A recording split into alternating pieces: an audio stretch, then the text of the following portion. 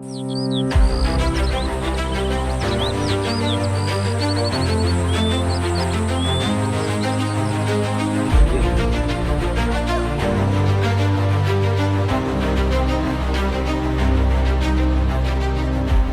saya pernah berkata, buat apa sih capek-capek ke gunung yang 3000 mdpl kalau bisa menikmati titik terindah dari ketinggian cuman setengahnya?